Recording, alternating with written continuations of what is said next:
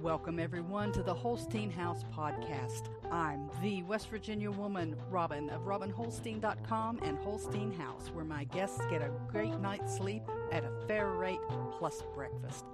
This is a podcast that looks at society and culture issues affecting families in West Virginia and the United States, from food preparation and storage, gardening, home repairs, current events, and more. We'll go around the table and back in 60 minutes or less. So let's hang out and talk a while.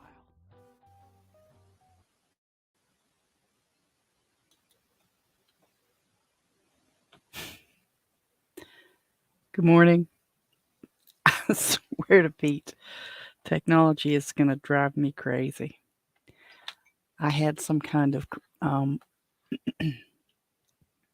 I'm logged into my Google account from like 5 different devices all over the house in different places.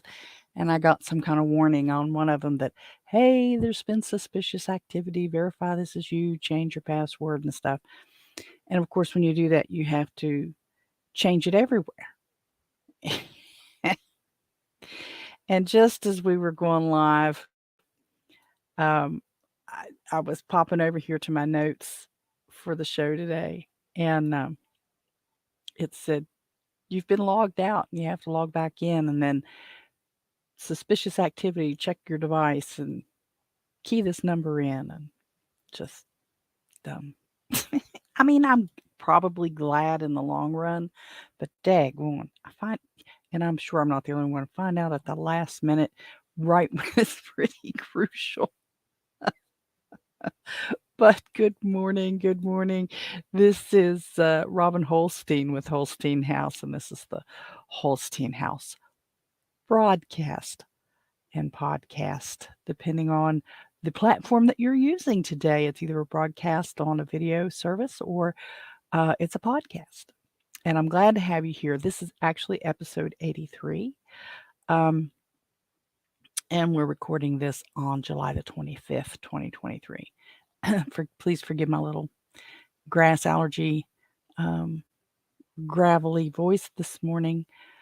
It's an aggravation. It's not bad enough to get, shots and take a bunch of allergy medicines. It's more of an aggravation and a nuisance. But when you're doing these things, it's very noticeable to people. So I apologize for that.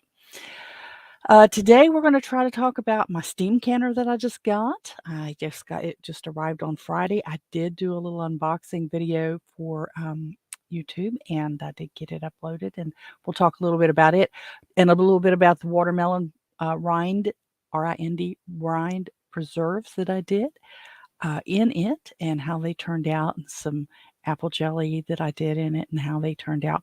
We'll talk a little bit about the Ramsey House update, the dog house update, the potential poultry expansion project that I'm considering very, very seriously, and a yogurt workshop that I'm going to be doing this weekend. So this broadcast looks at society and cultural issues affecting families in West Virginia and the United States and kind of the world, because sometimes folks from Africa and Puerto Rico and some of the other countries around the world will view it or listen to it, and they'll share comments, and we do appreciate that very much. So I'm trying to stream to Rumble. I hope it does stream to Rumble.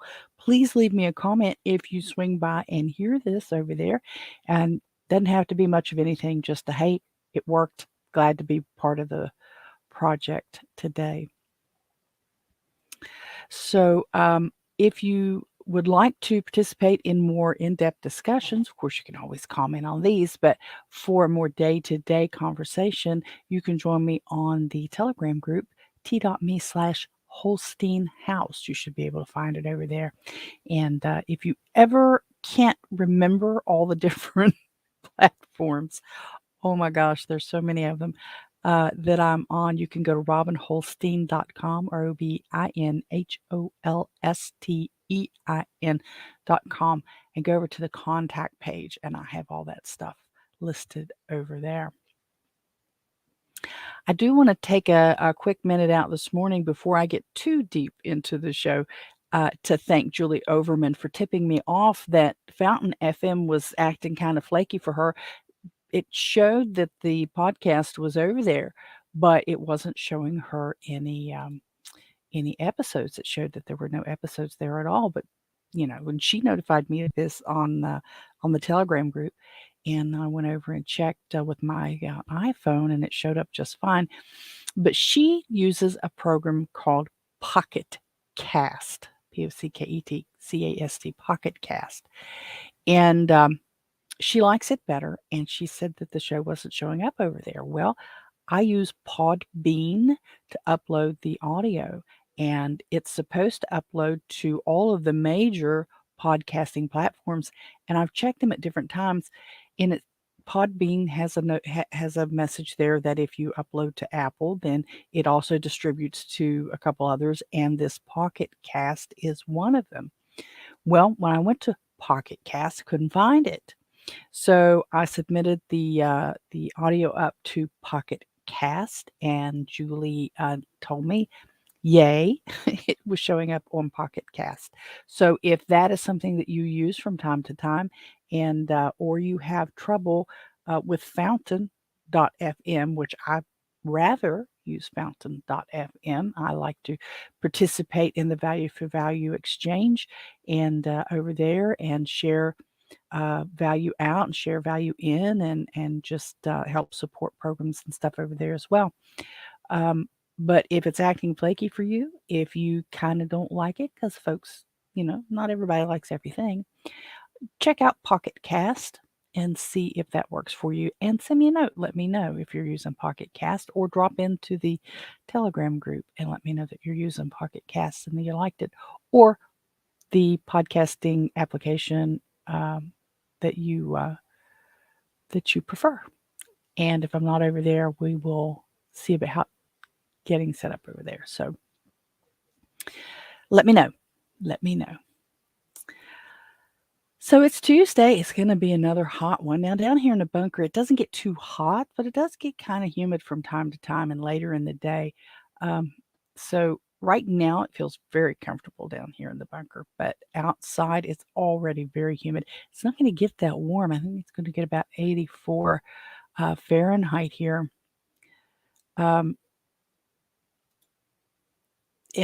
But the humidity is gonna choke us out. It's just gonna be awful. When I was out this morning working with the animals, getting them up, getting them fed and watered and everything, I was just sweating buckets myself. And I thought this is gonna be another terribly hot day. And I know for a lot of folks out there, it is a challenge when it gets this warm to stay cool. We are in the first world, we are spoiled to our air conditioning. We go from our air conditioned home or heat in the winter to our air conditioner vehicles, to our air conditioned offices or shopping centers or movie theaters or wherever you happen to go. It's indoors, it's air conditioned, and we don't have that tolerance for the heat and humidity. I remember when I lived out in Texas when I was married to my children's father, and we were at Fort Hood. I was out there for I was out there just short of 4 years. He was out there a little longer because of, clearing base and everything. But that temperature out there at Killeen, Texas, Killeen, Copperas Cove, Fort Hood, Texas area, it was miserably hot temperature wise, but it seemed a little cooler. And once I acclimated out there, I didn't notice it until it got up to about 100. But when I came back here, the humidity choked me to death. And then I had allergies anyway as a child, and had a lot of lung issues and stuff as a child, pneumonia and things because of the allergies. Because you get bronchitis and then you end up with an infection, and it's not a story for today. But when I came back from Fort Hood, Texas, I started having those breathing issues again. And there was a couple times I had to go in and get inhalers and stuff. I try not to use them, but I'm thinking at the older that I'm getting now, I may have to talk to the doctor about having one on hand, because every now and again I do get very, very tight in the chest, and it's kind of hard to breathe, but not impossible. I mean, I'm not turning blue or anything, but I do wheeze a little bit and stuff, so I need to probably take it a little more seriously and talk to the doctor about it.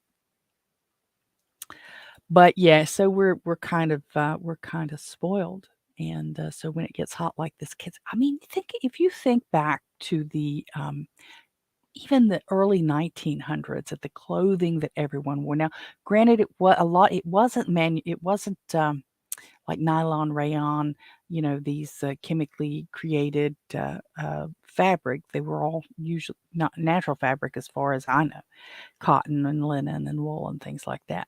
But they had layers and layers on. I mean, the ladies had these long sleeve shirts and long skirts, and even if these dresses came down to your knees and the rest of your leg was exposed, I mean, you had layers on, and hot. They had 100-degree days, at that time too, and they. I mean, I'm sure, of course, they die a little sooner, but that's a whole different. I'm just talking about being able to deal with the heat. And so, a lot of what they did was the way they built their houses, the directions that the houses faced, so that the kitchens and stuff were in a different part of the house so that they would get the brunt of the sun in the winter months. I think it was the north south. No, let's see, the east west face. I think it's the way, more along the lines of the way the houses were built. They were constructed in a manner that there was breezes. There were lots of large windows. I mean, and you had covered porches to sit in the shade. You had more trees to sit in the shade. I mean, there were a lot of ways to beat the heat. And you worked in the morning. You took a break in the heat of the day, and then you worked some more in the evenings. And it's just people were more plus you didn't live in concrete cities. You didn't live in the desert. I mean, very few people in the United States would been living in the desert at that point, because there's no water and no trees. I mean, you have to think these things through as we complain about the heat and, oh my gosh, we can't stand the heat. We used to stand the heat, as a creature. We used to stand the heat. So we've gotten away from that quite a bit nowadays. All right, let's see. I mean, not that I'm anxious to go back to those long dresses. No, no, no, no. We're not talking about that. So, quick update on things around Holstein House. Now, the dog house, which is the building that we're going to have re-roofed. The guys were here last week looking at it. Yeah, I really do love contractors. I do, but man, it's so frustrating being on this end, being on the customer end. With contracting, because the guys were here. Was it Friday? I think it was Friday. Measuring again. I mean, there was like 4 guys here measuring again. I was talking to Mr. Holstein. He was off on vacation last week, and talking to him about the roof and different things. And yeah, we're going to try to schedule to make sure that there's dry days, because all the rain has got us behind. And I get that. I get that. But now it's Tuesday and I haven't heard another word from him. We've had a couple of great days. I know they got other projects. I'm not, um, I'm not having a meltdown here or anything like that. But I've got to move a lot of stuff. There's not enough of me to go around. I have to move a lot of stuff from the back part of the doghouse to the front, or at least even out to either landfill or to the thrift shops, and just get stuff out of there, and get it moved around, because the back part is the worst part. And if they can't get it covered before a storm comes, stuff that's going to be in there is going to be ruined, because they're going to have to redo the whole roof, all of the what do they call the board, the sheeting, the actual boards that go on the roof, that make up the roof, and then before you put the paper down and stuff. What do they call that? There's a word for it. I mean, it's not plywood. It's I don't remember. Anyway, it's got to go in. So I'm waiting on that, and I have a long-term plan for the doghouse as well, and that is to make it something that brings money in, whether that is a small 1 or 2 person rental unit, or a small facility meeting space, place where I can do my canning and stuff and get it out of here. And so I'm not heating up the house when I do that. I can heat that up because it has a nice little old style kitchen. Would need refrigerator and things, but it's got the sink. It's got a stove in there, but it doesn't have a refrigerator anymore. There's a few things I could do. We talked about. I mentioned to Mr. Holstein about putting a Murphy bed in there, and he kind of gave me this weird look. He said, "On what wall?" And I said, "Well, we could board off a wall or something. I mean, we're going to be almost starting from scratch. It's got to have new plumbing and electric anyway, along with the roof. So, and are we going to heat it with gas or electric? If we heat it with gas, we're going to have to dig a gas line. If we heat it with electric, it's going to be very expensive. Can we use propane? Probably, but we haven't looked into that a whole lot yet. And I kind of would like to take it off grid. I'd kind of like to put solar on that roof, but there's too many trees and stuff. I don't think there'd be enough solar to do it. I'd like to use rainwater. I don't think there'd be enough water to do it. I don't have enough storage area for storage for it. Just kind of thinking out loud, but and you know, I we'd have to have. I don't know. I don't know. But the idea is to get it functional and get some money in from it.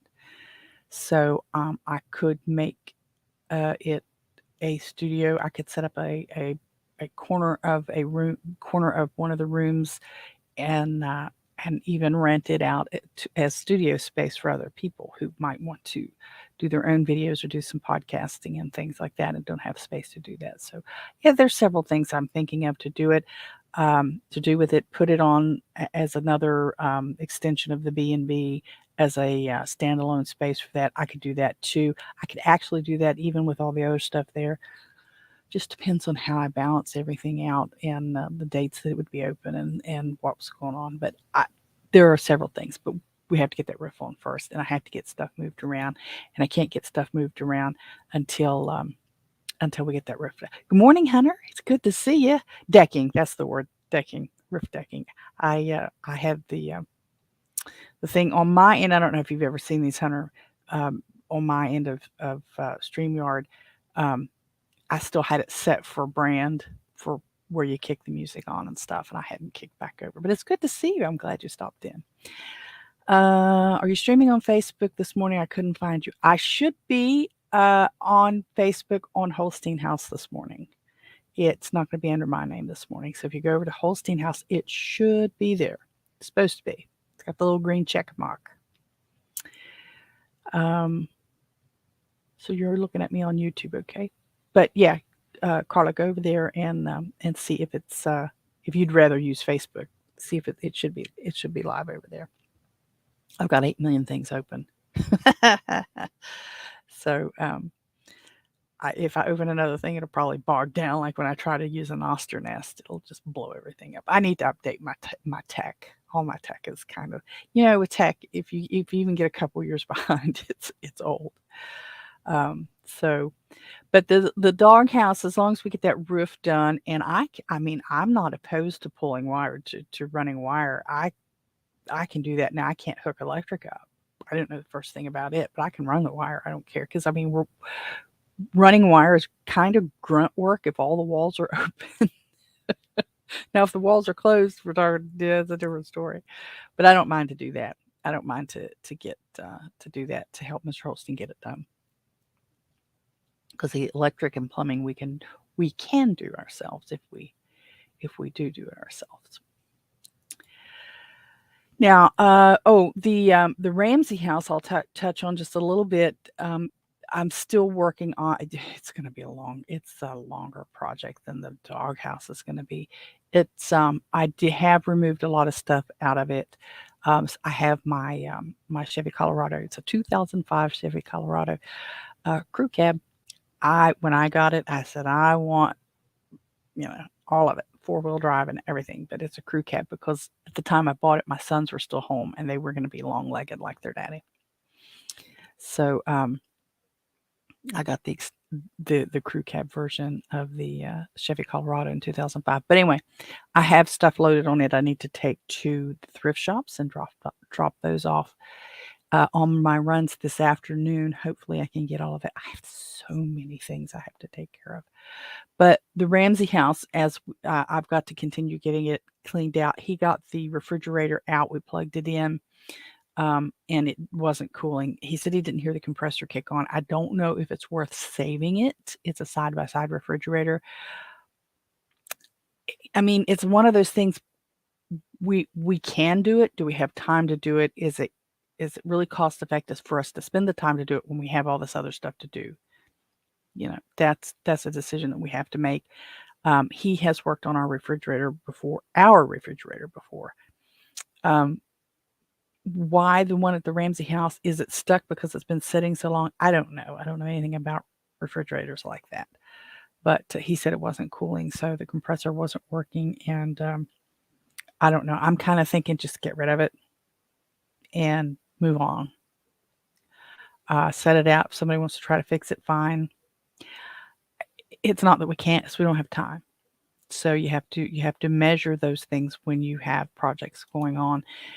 Yeah, you can do all these things, but do you have time? Is it the best use of your time?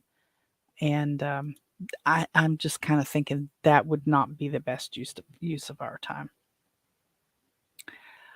Ants, yay ants. Maybe a hard start kit for the refrigerator. I don't if the compressor isn't burnt. I don't know what the hard start kit is, Hunter. I mean, I'm sure he does because he's done that stuff before. I can mention it to him. It's not too expensive. I can mention that to him. I'm gonna jot that down and ask him. He normally his normal place of work is about an hour. Now, any other time I'd have a pen, I'd have more pens than I could deal with, and now I can't find any of them. Where he normally works is about an hour away from here, and this week, not today, but the rest of the week, he's going to be working closer. Hard start kit for. He'll be working much closer. So it'll, instead of an hour drive, it's probably going to be about a half hour, 45 minutes. Just an idea. I appreciate it, Hunter. I appreciate the idea. Any of them. I mean, he may have thought of it and it went straight out because the house has to come down. So he may have not given it much thought. And when I mention it to him, he may say, yeah, I thought about that, but, and it'll be on him to fix it anyway. I can't fix it. So if he wants to, we can do that. That's fine. I don't mind, and I thank you very much for the suggestion. Ants. I've got ants. I do this every year, and we have some spray that we spray in the basement, and we spray in our rental when people complain about complain about ants and stuff. But it didn't do any good. I saw them yesterday going to I don't blame him, but he was cutting up watermelon, and I there's a spot, has to be watermelon juice. Couldn't be anything else that they were coming to. And there's just a line from the kitchen door. They were going under the molding around the kitchen door and out and down from the ground. So I got the spray out and I sprayed the door frame for the kitchen on both sides, inside and out.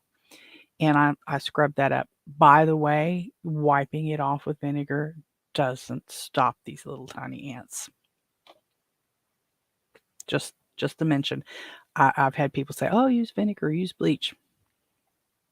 Didn't work. They were still coming back this morning. So I'm going to have to get some ant terror.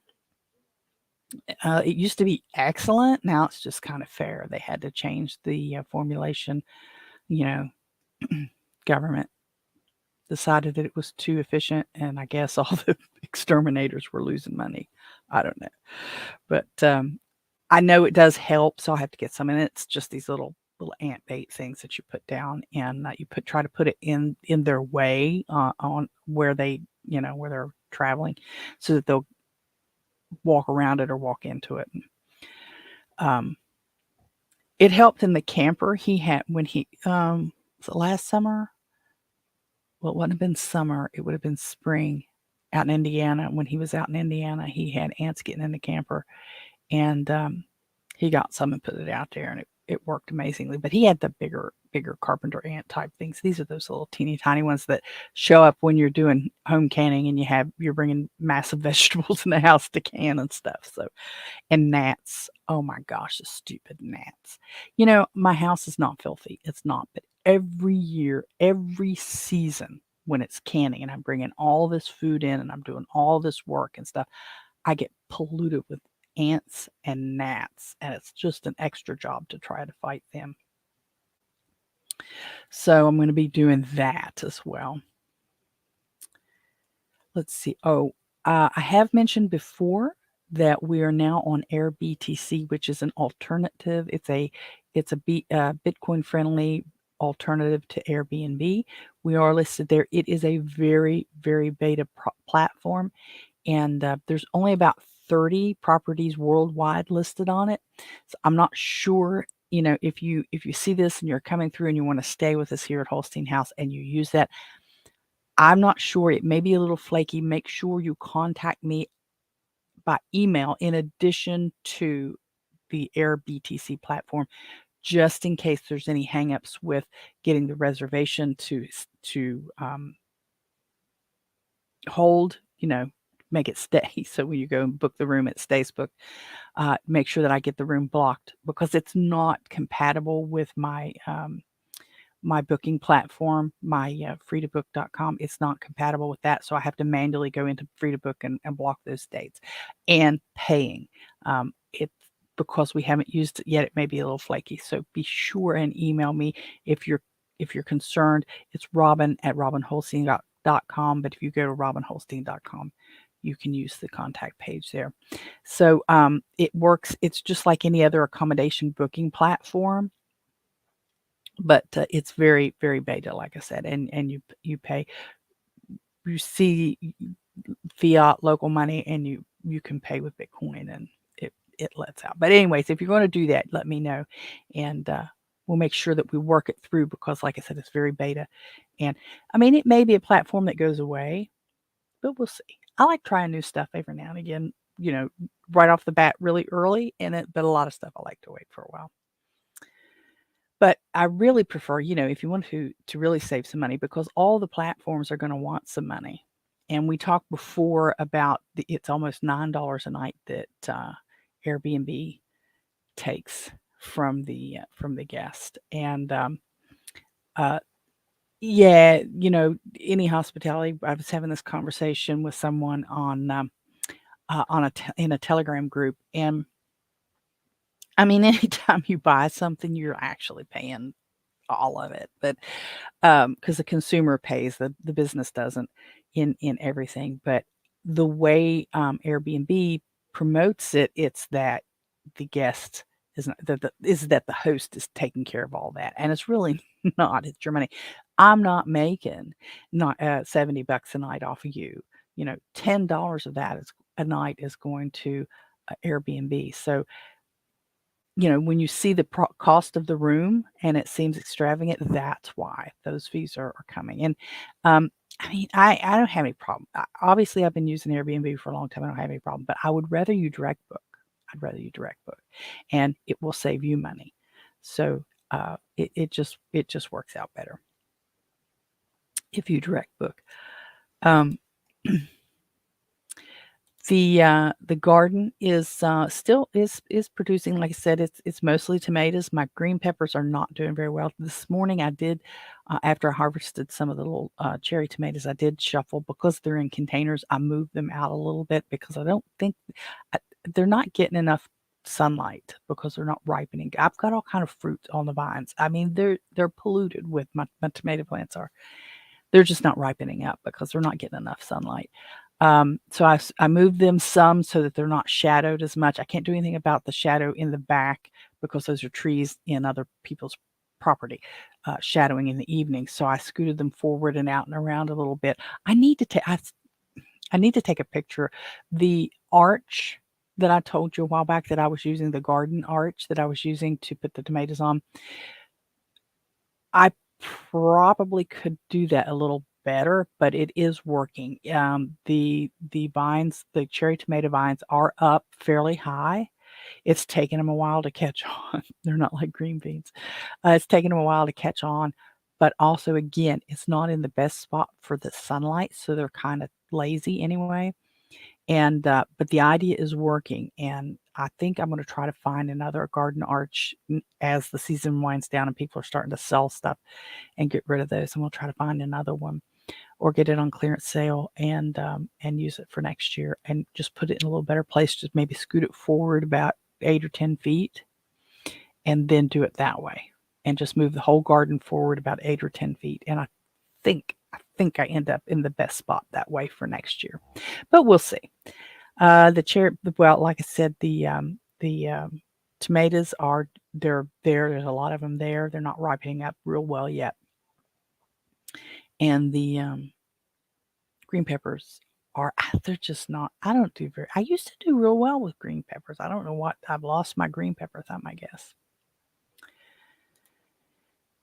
Now I did sell a set of Corel dishes from the Ramsey House. Now, I had those posted on Facebook Marketplace. I did offer them to one of the ladies in the Telegram group. She was not, she, there were so many, and we were going to have to arrange for to meet with some family, and it just didn't work for her. So I ended up selling them. It's a double set. It was a double set. It was an 8-piece place setting, basically. 8 cups and saucers, cereal bowls, salad plates, and dinner plates. Then I also had 2 large side bowls, probably large salad bowls. I mean, they were this big around. Not made right for soup bowls, but and a couple little side vegetables and a couple of different styles of salt and pepper shakers, cream and sugars, gravy boats with plates, and something else I can't remember. But it was all the same pattern. They were all in prime condition, and had a gentleman reach out to me and ask me about buying a set, and I said, okay, I've got a set, and then I've got all this other. And he gave me a deposit through PayPal, substantial. Well, I say substantial. It was enough of a deposit on the full set, the whole everything, that I knew he wouldn't back out, but it wasn't so high that he would refuse. So he showed up yesterday, picked them up. So I sold all of that for $175 complete. And I'm going to use that to expand the poultry project. I'm going to get another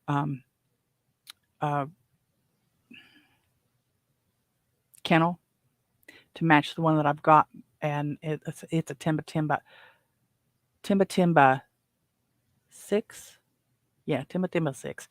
And I'm going to butt those up together. I've got to get 2 or 3, 4 more hens, younger hens, and there's been some postings out that the husband's seen that are local that I'm going to look into, and there's a couple of groups that I got on Facebook that are local. They call them rehoming and stuff, but it's just a dance around the words to sell chickens, and some of them are not quite laying age, but within a few weeks of laying age. So I want to do that, get that, and expand that a little bit. The setup I've got now is okay, but as my baby ducks, the female ducks, get a little bigger, then I'm going to need some more room. I'm pretty well. I'm probably going to have to harvest the male ducks, and I just hate the idea of doing that. I hate it. But you may have to, the daddy duck, he's a proven producer. The baby ducks, they all still look alike. They haven't changed their coloring. They're still really gray. So I don't know. They may not get a nice color to them, but I definitely have 2 female and 2 male based on their quack, and we'll have to take care of those males. The daddy duck is still being aggressive, but he's not as bad. The baby ducks, I keep calling them baby ducks, but they're pretty well grown now. They're not laying yet, but they're pretty well grown. They're full size. Um, they are out in the yard more. They are moving around more. He's not, running at them every time they take a step. So, but he will, get hateful. I've got two different little, kids' plastic swimming pools set up, one in the front yard, one out back there, so that the grown ducks can be over here doing grown-up duck stuff, and the young ducks can be out back trying to figure their way out around in the world. So, well, let me get to the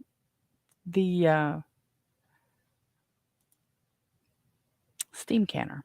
I want to share a picture of it. Let me get to that picture. This is, I'm going to show you. I ordered this steam canner, and it came in Friday. I'm scrolling through a bunch of pictures because I didn't want to. Now, this is the box. Let me see. Oops, let me take that banner off there. You don't need to see that all the time. Let me get rid of that, and let me do this. Ooby-tavy. What I ordered was a Fruit Saver steam canner. It's an aluminum steam canner. You see it here, the box here on my messy table as it came in. And what this does is it takes the place of a water bath canner. It is, it has, let me see which direction. Okay, that's a little better. This is a stock photo, obviously. The gauge is here on this upper handle. This top is a top. This is where the water goes. You put about 2.5 quarts of water here. And this is another shot of the gauge. This is the gauge of mine. And you see this little thing here? I took a little blue marker because I'm in zone 1. And it's hard for me to see on my stove what you have to do. So what you boil, you get your you build your pressure up. The pressure builds up, and it has to go all the way to the green, and it has to hang out there in the green so that you know that you're at the right pressure. And obviously, that's after you get your cans loaded. Let me see. Oh, this is some apple jelly that I made and put in a steam canner. This is the bottom rack. Hopefully you can see this fairly well. This is the bottom rack that your jars set on. You can get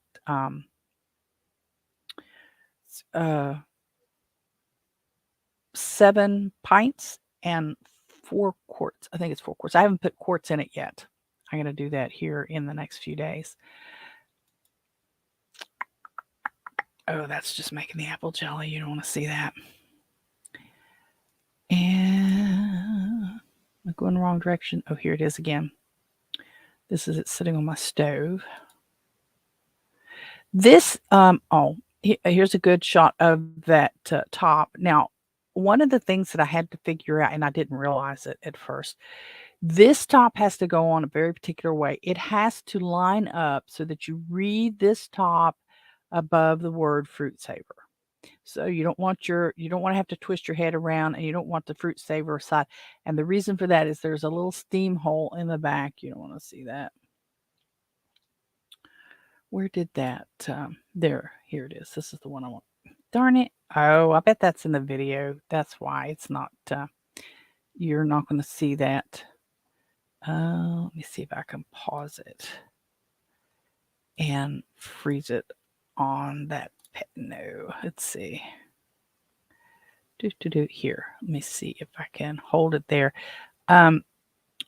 What you see here is it's telling you that the gauge here, okay, you don't want the gauge to be out of line with the word Fruit Saver. So you want to look down on the lid and see Fruit Saver, and you want to be able to read your gauge here from left to right, because there is a vent hole in the back of the And this is what you end up seeing. Let me get out of here. No, wrong direction, Robin. Anyway, this is put when I was putting it together. It's not hard to put together. You just have to put the gauge on the right order. So there's a steam hole. I keep saying it. There's a steam hole in the back of the lid of the cover, so that you don't want the steam hole facing you in order to read the gauge. You want the steam hole away from you, so the steam hole's on the back side there. And get back to me. It will. I have to get into the air tank. Oh yeah, you do what you need to do, Hunter. I'm thankful that you swung by. Really, I am. So you want that steam hole in the back, so that when you're working with your steam canner and you're looking at that gauge, you're not getting the steam rolling up in your face. So that's the reason they want it lined up that way. And it is when you use that steam canner, it is so much lighter to move around and to deal with than a traditional water bath canner. The steam canner, you still use the exact same time that you would any water bath canning. So if you're canning jelly and it says, 10 minutes in a water bath canner, then it's 10 minutes in the steam canner as well. It really is. It's so much lighter, and it heats up so much faster because you're only dealing with 2.5 quarts of water, and that aluminum is thin and it heats up well, and it just does a wonderful job. I have made, I don't think I have a picture of I might have, of my watermelon rind preserves. I'm going to be doing some more. Oh, here's one. Let me share this with you just so you see. Is that it? There it is. Okay. So this is watermelon rind. This is technically preserves because this is sweet. The recipe name calls it a pickle, but it's not. There's nothing pickly to it. It's not salty. It's not tart. It is very sweet, and it's made with the watermelon rinds, cinnamon, cloves, and a little bit of lemon juice. And it is really good. It really is. Then the reason that I started making it was because Mr. Holstein is eating a ton of watermelon right now. He's just in hog heaven by getting these watermelons and stuff, and eating them. And so he's, obviously he's scooping it out, putting it in a container, keeping it in the refrigerator. Then we've got all these watermelon rinds that I've been tossing out to the chickens and the ducks, and they love them too. And that is an option, when you are raising chickens and stuff, and it's not a waste because they're eating it as well. And it's going to reduce your feed and stuff over the long term a little bit, but it's not a waste because they are consuming it, and then you're going to consume the eggs and maybe the chickens if you have chickens for that purpose too. So I don't consider it a waste, but I come across. I know you can pickle squash and you can pickle beans and you can pickle all these other things, and so I looked it up and saw several different recipes for pickled watermelon rinds. And some of them use mustard, powdered mustard and stuff, and it just didn't sound good because I'm not much on pickles, like dill pickles and sweet pickles made out of cucumbers and stuff. But this one sounded very interesting, and honestly, it tastes more like a pie filling, and I might actually try making a pie out of it. I might actually do it after it's been processed and maybe make a small one and see what happens, but it is really good. I was surprised, but what you have to do is you have to peel that green outer skin off of that white rind. So you're scooping out the pink flesh, just like you do when you eat a watermelon. You're just eating that sweet inner part. You don't eat that white part, and it's probably about an inch or so, usually thick on behind the pink and between the pink and the green. But you had to peel that heavy green rind off. Well, I call it a rind, it's the skin, I guess, the outer layer off. And man, that's hard to do. It is tough. I have irritated the tendon in my index finger here because I'm right-handed with my paring knife, peeling that stupid rind off. And so it stays the last several days it's been aggravating me because that tendon's inflamed right there. And I can grab something just so, and it feels like when you hit your funny bone. And so I'm uh, trying to doctor that a little bit, but I've got some more rind in the refrigerator I'm gonna work on tonight. But you have to soak it overnight in a salt solution, and you have to then you strain it, you drain it, and all that stuff. Then you cut it up in little cubes and you put it in the jars and you process it. But it's really good. I really liked it. We shared it with a friend of ours, John, and John said he really enjoyed it too. And John has some unique tastes. He likes certain things. Well, everybody does, I guess, but he really likes an apple pie that I do, and this is very similar. It really is very because you're using cloves and you're using cinnamon, and so you get a little bit of that flavor. But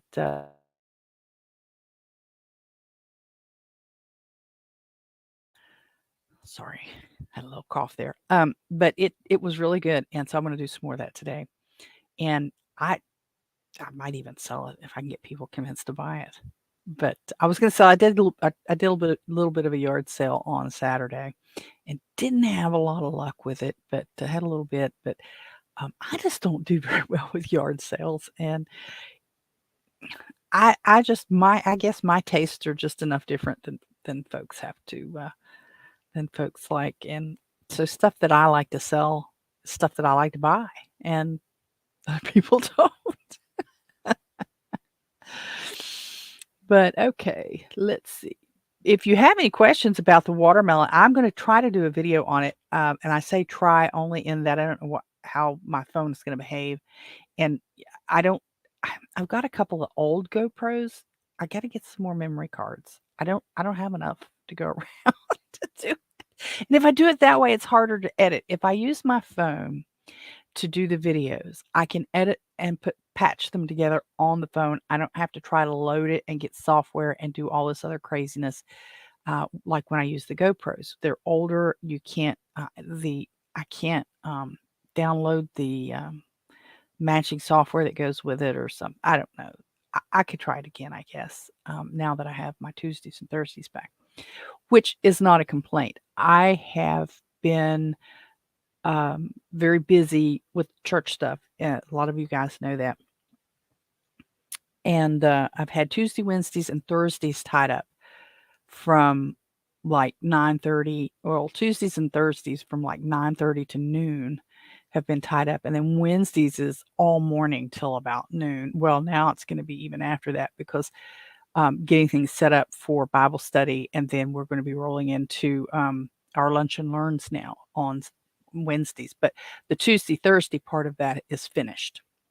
So that project is finished. So I now just have long days on Thursdays, which means I should be able to do my lives more live like they're supposed to be. And on Tuesdays, because I've had several that were pre-recorded because of this stuff, and Fridays. And hopefully I can get some more videos done.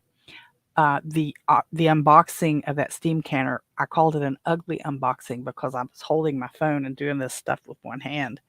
And just to do it, I was so excited to have it there, and I wanted to get the real unboxing, the real, not a fake unboxing where I've already taken it apart before. I wanted to get the real thing. Not that people do that, but you never know. But I did get that, and I'm going to try to do some more videos on with that steam canner. Going to be doing a yogurt workshop tomorrow, which is Wednesday, at the church. I'm part of our John 21:17 project. I'm going to do yogurt tomorrow. I'm going to do cream cheese the next week. I'm probably going to do sprouts the week after, and then I think we have an AARP scheduled for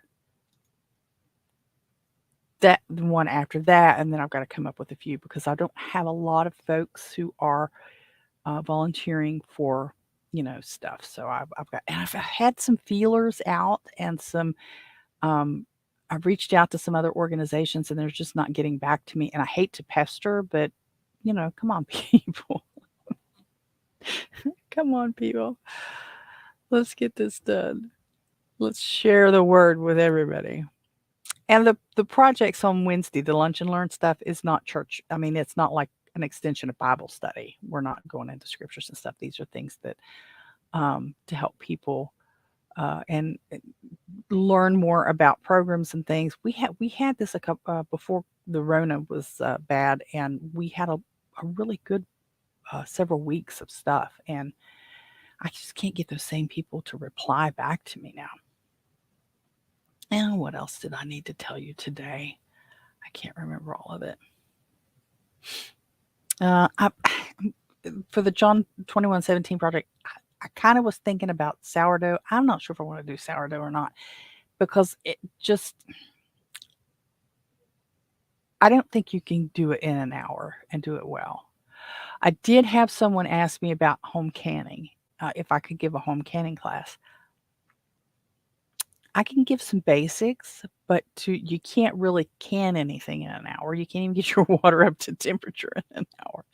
But I could feel around and see if anyone's interested. Maybe we could do a Saturday or something that it's an all day, from start to finish project, and I can bring some. I could do an introduction and a talk, and I have quite a few older canners, and I could talk about the differences in them and things like that. That I could do in an hour. I just don't want it to be all me, an extension of me. It's not supposed to be me. It's supposed to be for the church. And I'm having challenges getting people and groups and ideas for topics at this point.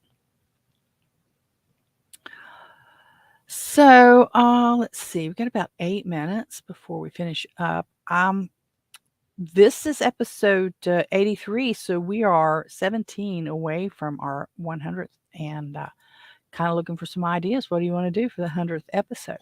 That's going to end up being on a Friday, most likely, and because it ends up being that the even numbers are on Friday. I'd love to have some ideas from you guys on what you'd like to try to do for that. If you offer something you'd like to contribute, and I don't have a gigantic following, but I do have a few people that hang out every now and again and might be interested in. Poor Carla's still waiting. I have her shirt right here. We just haven't had a chance to get together since the since the last one to give her shirt that she won. But it's been a very busy time for us. Dad is doing a fair. For those who may wonder, he is still struggling really bad with the arthritis in his back and his hip. He hasn't been to church in almost a month now, and I've been going over on Fridays to his place because he's not able to walk very far.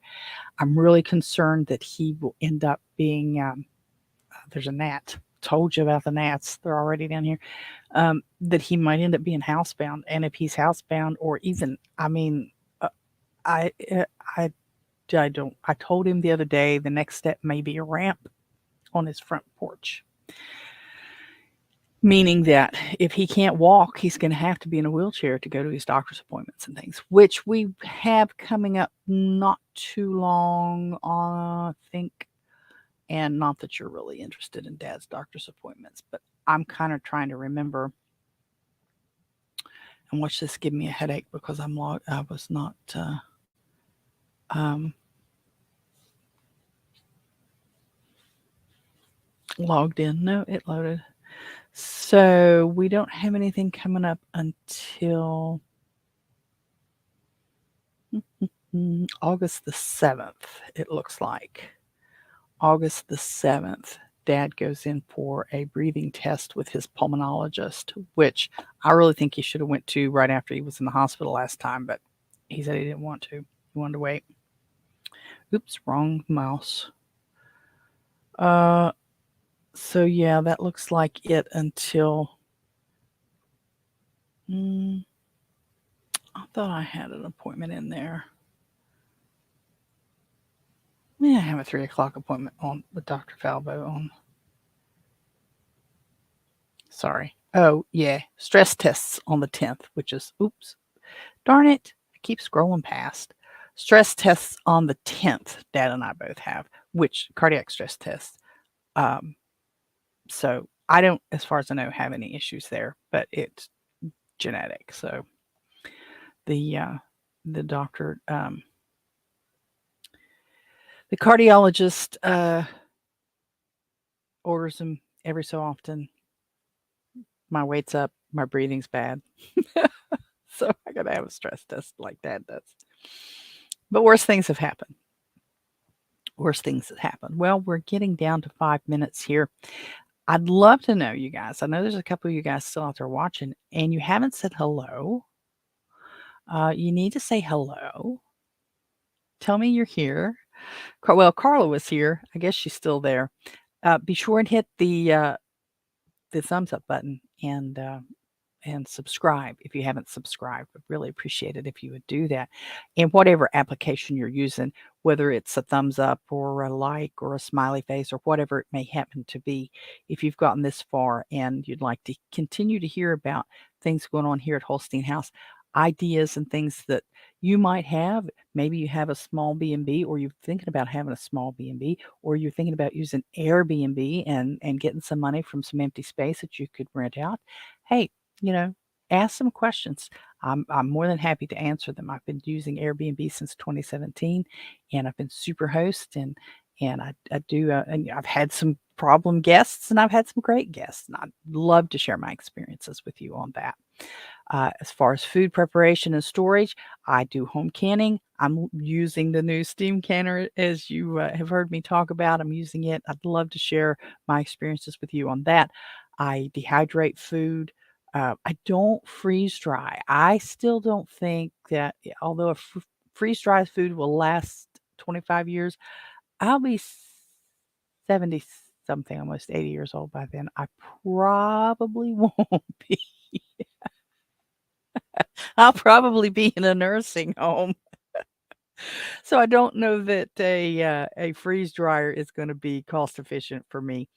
Um, I haven't, there's that stupid that may be a floater. I may have a floater in my eye that's bothering me.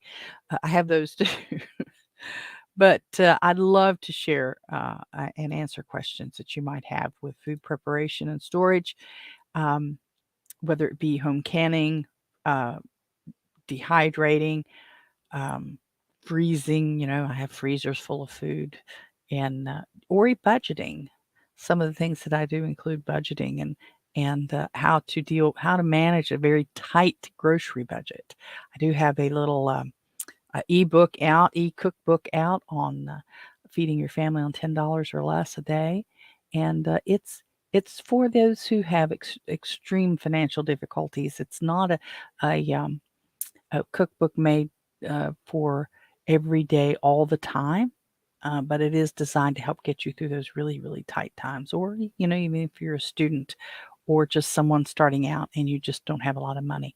It's on the website. There's a download for it, and it's a very interesting book. I don't have it here. Wasn't prepared to talk about it today, but I do have it, and I have some books on Amazon as well. I have a couple cookbooks on Amazon. I have a nursery rhymes book on Amazon, and I have a book that's kind of, I need to update that, I guess. It's on starting your own business and becoming your own boss. It's called Thinking Outside the Office, but it's from 2010. It's a lot of the information in it, because it deals with technology, is outdated, and probably I should go through and update that. That might be a good thing to do. But I thank you for being here and for hanging around this long. And like I said, I'd appreciate it if you'd thumbs up the show, and if you'd subscribe to it, and you'll get notified. We'll do this again on Friday. Friday is unscripted, which means, although I do bring some ideas to talk about, anything goes for the most part. Anything goes. So I'm going to call it there, and I'm going to close off the show. And I do appreciate that you've been here with me all this time. Come back again, and if you subscribe, you'll know when my videos go up for the steam canner and the watermelon rind preserves and stuff. So be on the lookout for all of that. Have a great day and try to stay cool. Okay. Let's see if I can make this work. So there you have it. Post your comments, do all that boosting, liking, sharing, thumbs up, and stuff that helps spread the word and poke the algorithms. Follow me on most of the big social media platforms and look for my name, Robin Holstein, or Holstein House. Till next time, bye-bye.